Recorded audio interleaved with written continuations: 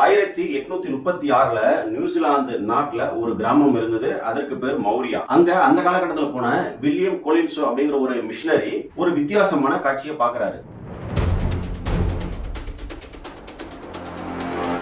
அந்த கிராமத்துல அந்த மௌரியா பெண்கள் ஒரு வித்தியாசமான பாத்திரத்துல உருளைக்கிழங்க வேக வச்சுட்டு இருக்காங்க. அவர் அதை முதல்ல பார்க்கும்போது ஏதோ ஒரு பாத்திரத்துல ஏதோ ஒன்று செய்யறாங்க அப்படின்னு சாதாரணமா தான் பார்த்திருக்காரு. அப்புறம் பக்கத்துல போய் பார்க்கும்போது தெரியுது அது பாத்திரம் இல்ல, ஒரு கப்பலின் மணி அப்படின்னு. அதற்கு அந்த ஊர்ல இருக்கக்கூடிய கிராமத்துல இருக்க மௌரியா பெண்கள் என்ன சொன்னாங்கன்னா, இந்த பாத்திரத்தை எங்க முன்னோர்கள் பல தலைமுறையா வச்சிருக்காங்க, பயன்படுத்திட்டு வந்தாங்க, அதனால இது அவங்களுடைய பாத்திரம் அப்படின்னு தான் சொன்னாங்க.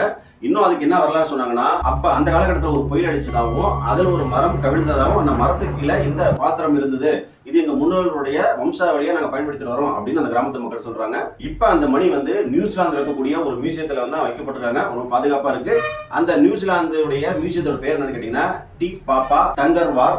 இந்த வீடியோவை ஃபுல்லும் பார்க்கணும்னா கீழே கமெண்ட் செக்ஷன்லயோ டிஸ்கிரிப்ஷன்லயோ இந்த வீடியோட ஃபுல் லிங்க் தரேன். ஸோ முழு வீடியோவை அந்த லிங்கை கிளிக் பண்ணி பாருங்க.